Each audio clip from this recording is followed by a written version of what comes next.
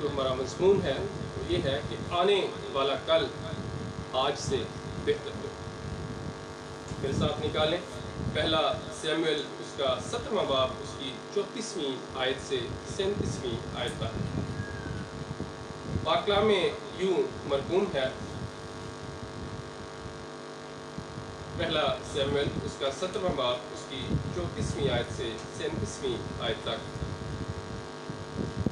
تب داؤد نے ساؤل کو جواب دیا کہ تیرا خادم اپنے باپ کی بھیڑ بکریاں چراتا تھا، اور جب کبھی کوئی شیر یا ریچھ آ کر جھڑ میں سے کوئی برا اٹھا لے جاتا تو میں اس کے پیچھے پیچھے جا کر اسے مارتا اور اسے اس کے منہ سے چھڑا لاتا تھا، اور جب وہ مجھ پر جپٹتا تو میں اس کی داڑھی پکڑ کر اسے مارتا اور اسے ہلاک کر دیتا تھا۔ تیرے خادم نے شیر اور ریچھ دونوں کو جان سے مارا، سو یہ نامختون فلسطی ان میں سے ایک کی مانند ہوگا، اس لیے کہ اس نے زندہ خدا کی فوجوں کی فضیلت کی ہے۔ پھر داؤد نے کہا کہ خداوند نے مجھے شیر اور ریچھ کے پنجہ سے بچایا، وہی مجھ کو اس فلسطی کے ہاتھ سے بچائے گا۔ ساؤل نے داؤد سے کہا، جا، خداوند تیرے ساتھ ہے۔ پاک کلام کا پڑھا اور سنا جانا ہم سب کے لیے باعث برکت ہو۔ تھوڑی سی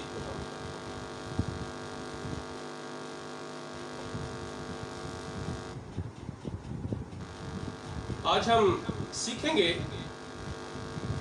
کہ سرفرازی، ترقی، کامیابی پانے کے لیے آزمائشوں اور مشکلات جیسے پروسیس سے گزرنا بہت ضروری ہے، بشرطے کہ اس پروسیس میں ایمان کا دامن تھامے رکھا جائے۔ داؤد نے اپنے ایمان کی بدولت یا اپنے ایمان کے بل بوتے پر جاتی جولیت کا مقابلہ کیا اور اسے مار گرایا اور ملک کی عالمگیر شہرت حاصل کی۔ آج ہم دیکھیں گے کہ خدا جانتا تھا کہ ایک دن داؤد کو جولیت کا مقابلہ کرنا ہے، لیکن اس سے پہلے خدا نے داؤد کا مقابلہ شیر اور ریچھ جیسے خطرناک جانوروں سے کروایا ہے، اس کو اس وقت کے لیے پرپیئر کیا ہے، تیار کیا ہے۔ داؤد عبرانی زبان کا لفظ ہے جس کے معنی ہیں خوبصورت یا پیارا۔ داؤد 1040 قبل از مسیح میں پیدا ہوا۔ وہ بیت لحمی یسی کا سب سے چھوٹا بیٹا تھا۔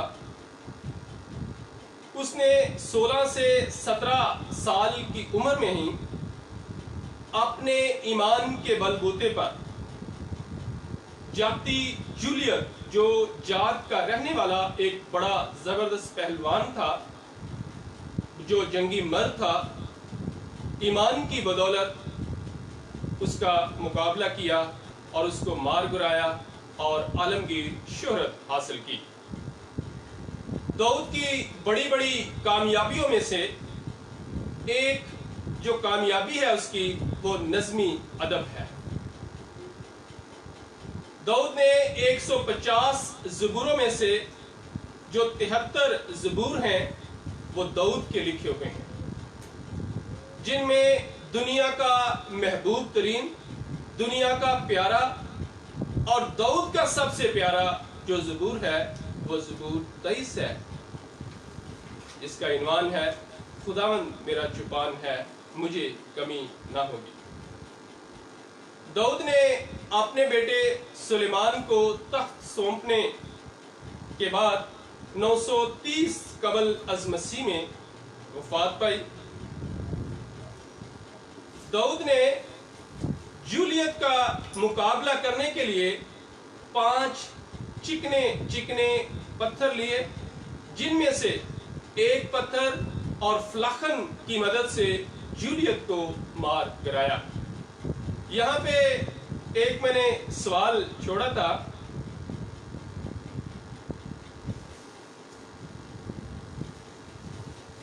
कि जूलियत एक था, जबकि दाऊद ने 5 पत्थर लिए। क्यों? क्या दाऊद का ईमान कमजोर था, या क्या उसका ख्याल ये होगा कि अगर एक पत्थर से नहीं मरेगा तो मैं दूसरा पत्थर निकाल लूंगा? नहीं, ऐसा बिल्कुल नहीं था। दर हकीकत जाती जूलियत की औलाद में से 4 दियो और भी थे जो जूलियत से जात में पैदा हुए थे। दरअसल खुदा दाऊद के वसीला से, दाऊद की बदौलत जूलियत के पूरे खानदान को ही खत्म करना चाहता था। यह खुदा का खास मंसूबा था, यह खुदा का खास प्लान था, और इस बात के लिए खुदा ने दाऊद को प्रिपेयर किया, दाऊद को तैयार किया। और यह खुदा का खास मंसूबा था कि इसीलिए दाऊद ने 5 पत्थर लिए थे, ताकि उनके जो दूसरे उसकी औलाद जो थी, उसके औलाद में से जो 4 उसके जो बच्चे थे, जो द्यू थे, वो उनको भी खत्म करना चाहता था। लेकिन इससे पहले दाऊद जूलियत का मुकाबला करता, खुदा ने उसको इस बात के लिए, इस जंग के लिए प्रिपेयर किया है। पहले एक प्रोसेस में से गुजारा है, पहले आजमाइश में से गुजारा है, उससे पुख्ता किया है। उसका मुकाबला शेर और रीछ जैसे जंगली जानवरों से करवाया है।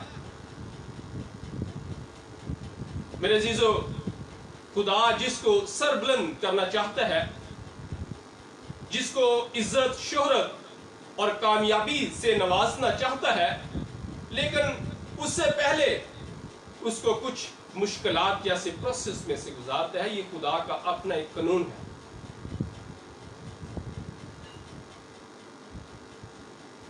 खुदा जो गयूर खुदा है, वो जानता था कि दाऊद को एक दिन जूलियत का मुकाबला करना है।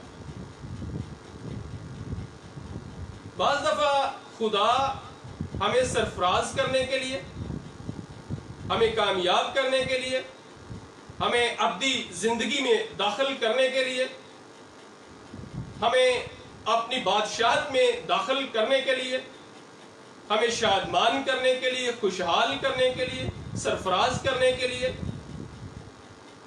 छोटी छोटी आजमाइशों को आने देता है, मौका देता है, ताकि हम पुख्ता हो जाएं। लेकिन अगर हम ये कहें कि इस जिंदगी में मुश्किलात ना हो, परेशानियां ना हो, तो ऐसा नहीं है। मुश्किलात का आना जरूर है, परेशानियों में से गुजरना जरूर है, लेकिन इसके बाद जो अगला हिस्सा है, उसमें एक बड़ी शादमानी और तसल्ली की बात हमें नजर आती है,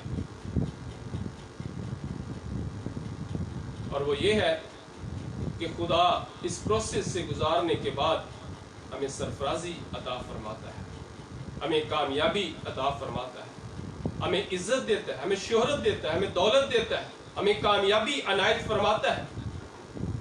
लेकिन उससे पहले प्रोसेस से, मुश्किलात जैसे प्रोसेस से गुजरना जरूर है, लेकिन उस प्रोसेस में से में ईमान का दामन को थामे रखना बहुत जरूरी है। एक दफा जब शागिर्द यीशु मसीह के साथ झील में जा रहे थे, तूफान आ गया। आप सब सारे हकीकी इस वाकया से वाकिफ हैं। तूफान आ गया, यीशु मसीह सो रहे थे, शागिर्दों ने उठाया कि उस्ताद हमें बचा। यीशु मसीह ने उठकर हवा और आंधी को डांटा। यीशु मसीह को नहीं पता था कि तूफान आना आता था, लेकिन ये जरूर है, ये तसल्ली की बात हमारे लिए है कि इस मुश्किल के बाद आसानी होगी। परेशानी से हम गुजरेंगे, आजमाइश से गुजरेंगे, लेकिन उसके बाद हमारी जिंदगी में कामयाबियां होंगी, खुशियां होंगी। अक्सर औक़ात हम अपनी मुश्किलात, अपने मसलों को इस तरह पेश कर रहे होते हैं, ये इस तरह बयान कर रहे होते हैं जिसमें खुदा बहुत छोटा मालूम होता है। बड़े बेदिल होकर हम बयान कर रहे होते हैं, हम तो बड़े परेशान हैं, हम तो आजमाइश में हैं, हम तो मुश्किल में हैं, शायद हम बुड़बड़ा भी रहे होते हैं, लेकिन खुदा को ये बात बिल्कुल पसंद नहीं है। अगर हम कमजोरी के आलम में भी, अगर हम आजमाइश के आलम में भी, हालात में भी, बीमारी में भी खुदा के नाम को जलाल देते हैं, खुदा को अव्वल दर्जा देते हैं, तो खुदा को ये बात बहुत पसंद है और खुदा इसके इवज में हमें बरकतों से माला माल करता है, हमें उन सारे हालात से निकालता है और आज़ाद कर देता है। क्या दाऊद को नहीं पता था? दाऊद नहीं जानता था जूलियत के बारे में कि वो तो एक बड़ा जंगजू है, जंगी मर्द है, लेकिन उसने इस बात का ऐलान किया कि मैं इसका मुकाबला करूंगा और इसको मार कर आऊंगा। मैं आज के दिन ही फिलिस्तीनियों के लश्कर की लाशें हवाई परिंदों को और जंगली जानवरों को, दरिंदों को खिलाऊंगा। बहुत बड़ा ईमान, ताकि दुनिया जान ले कि इसराइल में खुदा है। ये होता कौन है कि खुदा के बंदों की फजीयत करे, उनको ललकारे? ये ईमान है। उसको पता था, लेकिन उसने खुद इस बात का ऐलान किया, इकरार किया। साउल ने और उसके भाई ने, दीगर लोगों ने भी उसको रोका कि वो तो अभी छोटा सा बच्चा है, वो कैसे उसका मुकाबला कर पाएगा, वो तो एक बड़ा जंगजू मर्द है, बड़ा पहलवान है। लेकिन उसने कहा कि मैं आज ही के दिन इसको और इस तमाम फिलिस्तीनियों के लश्कर की लाशें जो हैं वो गिराऊंगा, हवाई परिंदों को खिलाऊंगा। क्योंकि वो उस प्रोसेस में से गुजर चुका था। वो शेर और रीछ जैसे जंगली जानवरों का मुकाबला करके पुख्ता हो चुका था। वो ये बहुत सुकड़ा रास्ता है। खुदा का पाक कलाम बयान करता है, वो ये तंग दरवाजा है, लेकिन जो इसमें से गुजर जाता है कामयाबी उसका मुकद्दर बन जाती है। ये सुकड़ा रास्ता है ये तंग दरवाजा है, इससे गुजरना आसान नहीं है मुश्किल, मुश्किलात हैं इसमें, परेशानियां हैं इसमें, आजमाइशें हैं इसमें, लेकिन जो ईमान से गुजर जाता है अब्दी जिंदगी को हासिल कर लेता है। अब यूसुफ के हालाते जिंदगी से आप आगाह हैं। आप बखूबी जानते हैं कि उसके भाइयों ने उसके साथ साजिश की, उसको मारने की साजिश की, उसको कुएं में डाल दिया गया और यहाँ तक कि मिस्र के ताजरों के हाथों बेच दिया गया। क्यों? ये खुदा का खास एक प्लान था, मंसूबा।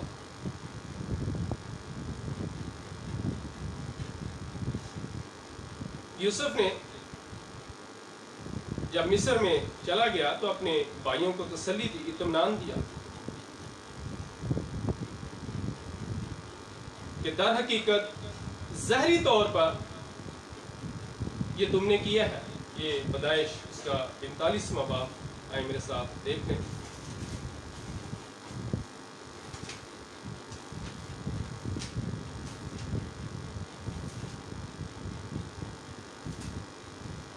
کی 5ویں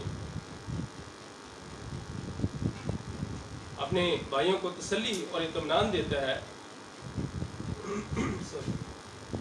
اور اس بات سے کہ تم نے مجھے بھیج کر یہاں پہنچوایا، نہ تو غمگین ہو اور نہ اپنے دل میں پریشان ہو، کیونکہ خدا نے جانوں کو بچانے کے لیے مجھے تم سے آگے بھیجا۔ 8ویں بس تم نے نہیں بلکہ خدا نے مجھے یہاں بھیجا، اور اس نے مجھے گویا فرعون کا باپ اور اس کے سارے گھر کا خداوند اور سارے ملک مصر کا حاکم بنایا۔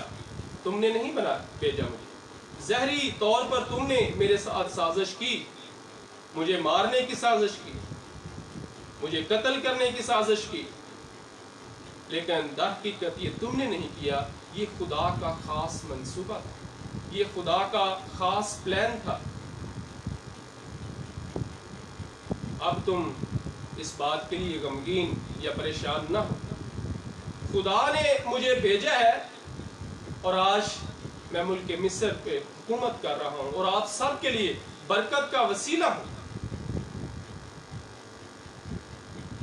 تو یہ یہاں تک پہنچنے کے لیے مجھے اس مشکلات اور اس پروسیس سے جو گزرنا پڑا ہے، تو یہ خدا کا میرے لیے ایک خاص منصوبہ تھا، خاص پلان تھا۔ تو میرے عزیزو، خدا جس کو سرفراز کرنا چاہتا ہے اس کو مشکلات اور پروسیس جیسے آزمائشوں جیسے پروسیس سے ضرور گزارتا ہے۔ اسی طرح ابراہم کی نسل میں سے دیکھ لیتے ہیں کہ جب ابراہم کی بیوی سارہ نے جب اس کا جو ستیلا جو بیٹا تھا اسماعیل اور اس کی ماں ہاجرہ کو گھر سے نکال دیا جاتا ہے، کیوں نکال دیا جاتا ہے؟ اس لیے پیدائش اس کا 21واں باب اس کی 9ویں اور 12ویں آیت میں مرقوم ہے، وقت نہیں آپ اس کو خود ریڈ کر سکتے ہیں، یہاں پہ مرقوم ہے کہ سارہ نے کہا کہ اس سے پہلے، اب یہ بڑا ہو رہا ہے، اس سے پہلے کہ میرے بیٹے اسحاق کا یہ حصہ دار بنے، اس کی پراپرٹی کا وارث بنے، اس کو گھر سے نکال دیتے۔ اس بات کے لیے گو ابراہم پریشان ہوا، غمگین ہوا، لیکن خدا نے ابراہم کے ساتھ ہم کلام ہوا کہ تو اس بات کے لیے پریشان نہ ہو، ان کو جانے دے، میں اس کی نسل کو بڑھاؤں گا۔ سو خدا نے اسے سنبھالا، اسے ترقی دی، اسماعیل کی نسل بڑھی اور اسماعیل کے 12 بیٹے پیدا ہوئے، اور وہ جو 12 اس کے بیٹے تھے وہ اپنے جو قبیلے ہیں، اپنے اپنے قبیلے کے سردار مقرر ہوئے، اور ان کے بیٹوں کے نام سے جو چھونیاں ہیں، بستیاں ہیں، وہ نامزد ہوئی۔ خدا نے ان کو برومند کیا، خدا نے ان کو ترقی دی، سرفرازی دی۔ جب ہاجرہ اسماعیل جو چھوٹا سا تھا، اس کو ایک وقت آتا ہے کہ جب ابراہم نے اس کو ایک مشق پانی کی دی، روٹی دی، اور وہ جنگل میں چلی جاتی ہے اور وہاں پہ پانی بھی ختم ہو جاتا ہے، وہ بے دل ہو جاتی ہے، وہ ایک اس کو جاڑی میں رکھ دیتی ہے اس انتظار سے کہ میں اس، اور دور بیٹھ کے دیکھتی ہے کہ میں اس کو مرنا دیکھ نہ سکوں۔ خدا کا فرشتہ اسے ہم کلام ہوتا ہے کہ میں نے اس بچے کی دعا کو سن لیا ہے، اور خدا نے اس کو سربلند کیا، خدا نے اس کو ترقی دی، سرفرازی دی، اور خدا، اور پھر اس کے بعد جو اسماعیل ہے 137 برس اس نے زندگی پائی۔ اس کے بیٹوں، جیسے میں نے پہلے ذکر کیا ہے کہ اس کے 12 بیٹے جو پیدا ہوئے وہ اپنے اپنے قبیلے کے سردار مقرر ہوئے۔ خدا نے اتنا رومن کیا، اس کو عزت دی، ترقی دی۔ یہ خدا کا اپنا ایک پلان ہوتا ہے، منصوبہ ہوتا ہے۔ میرے عزیزو، اگر آج آزمائش ہے، اگر آج مشکل کا وقت ہے، تو کل ایسا نہیں ہو، کل ہمارے لیے خوشحالی ہے۔ اور خدا کا یہ خدا میرے عزیزو کسی گناہگار کی موت نہیں چاہتا ہے، کسی گناہگار کی ہلاکت بھی نہیں چاہتا ہے، اور وہ کسی انسان کو اس کی آزمائش سے زیادہ، اس کی برداشت سے زیادہ اس کو مشکل میں بھی نہیں ڈالتا ہے۔ وہ آج بھی ہم سے بہت پیار کرتا ہے۔ آزمائش کا آ جانا، آفت کا آ جانا، وبا کا آ جانا، یہ خدا جس سے پیار کرتا ہے اس سے تلقین بھی کرتا ہے اور اس کو تنبیہ بھی کرتا ہے، اس کو سکھاتا بھی ہے۔ اس کے بیہائنڈ بھی خدا کی خاص محبت ہے، وہ اس لیے کہ کوئی جان اس کی بادشاہت سے باہر نہ رہ جائے۔ وہ آج بھی ہم سے بہت پیار کرتا ہے، اور اسی لیے یہ آج تھوڑی سی آزمائش ہے، مشکل ہے، پریشانی ہے، لیکن کل ایسا نہیں ہوگا۔ خدا ہمیں برومند کرے گا، خدا ہمیں سرفراز کرے گا، سربلند کرے گا، اور اپنی بادشاہت کے لیے، اپنی آمد ثانی کے لیے گو ہمیں وہ تیار کر رہا ہے، تاکہ جب وہ آئے تو ہم ہوا میں اڑ کر اس کا استقبال کریں اور پھر ہمیشہ اس کے ساتھ رہیں، اس کی بادشاہت میں شامل ہو، جہاں خوشیاں ہی خوشیاں ہوں گی، شادمانیاں ہوں گی۔ اسی طرح ایک اور اگزامپل، یعقوب اپنے ماموں لابن کے پاس جاتا ہے، اور اس کی جو بیٹی ہے راخل اس سے شادی کرنا چاہتے ہیں، اور ان کی ڈیل ہوتی ہے۔ اس کا ماموں لابن کہتا ہے کہ تو 7 سال میری خدمت کر، تو پھر میں تیری شادی اس کے ساتھ کر دوں گا۔ 7 سال مدت پوری ہونے کے بعد اس کا ماموں جو ہے وہ دھوکے سے اس کی شادی لیا کے ساتھ کروا دیتے ہیں، اور پھر کہتا ہے کہ 7 سال اب اور میری خدمت کر۔ بالآخر خدا اس کو گائیڈ کرتا ہے، اس کو سکھاتا ہے، اور وہاں سے وہ فرار ہو جاتا ہے، نکل جاتا ہے اپنی بیویوں اور بچوں کے ساتھ، اور خدا اس کو بہت سربلند کرتا ہے، ترقی دیتا ہے۔ لیکن اس سے پہلے اس نے بہت عرصہ تک اپنے ماموں کے ہاں بہت مشکلات دیکھی، آزمائشیں دیکھی، پریشانیاں دیکھی، حالات دیکھی، لیکن ایک وقت آیا کہ خدا نے اس کو بہت عزت، شہرت اور دولت سے نوازا، ترقی دی، سربلندی دی۔ اس لیے میرے عزیزو، ہمیں مستقبل کے بارے میں پریشان ہونے کی ضرورت نہیں ہے، ہمیں کل کے بارے میں پریشان ہونے کی بالکل ضرورت نہیں ہے، کیونکہ کل کا جو مالک ہے وہ خدا ہے۔ ہماری زندگیوں کا اختیار جو ہے وہ باپ کے پاس ہے۔ ہم نہیں جانتے ہیں کہ ہم اور کتنا وقت اس زندوں کی زمین پہ زندہ ہوں گے یا زندہ رہیں گے۔ کل کا جو مالک ہے وہ ہمارے لیے آپ فکر کرے گا۔ متی رسول کی معرفت لکھا گیا، اس کا انجیلی بیان اس کا 6 باب اس کی 34ویں آیت میں لکھا ہے کہ پس کل کے لیے فکر نہ کرو، کیونکہ کل کا دن اپنے لیے آپ فکر کر لے گا، آج کے لیے آج ہی کا دکھ کافی ہے۔ ہمیں کل کے لیے پریشان ہونے کی ضرورت نہیں ہے۔ خدا کا پاک کلام جو اطمینان اور تسلی کا سرچشمہ ہے، وہ ہمیں تسلی دیتا ہے، ہمیں اطمینان دیتا ہے کہ ہمیں کل کے بارے میں بالکل فکر مند ہونے کی ضرورت نہیں ہے۔ آج مشکل ہے، کل آسانی ہوگی۔ آج رونا ہے، کل ہنسنا ہوگا۔ اگر آج ہم روتے ہوئے بو رہے ہیں تو کل خوشی کے ساتھ ہم اکٹھا بھی کریں گے، کاٹیں گے۔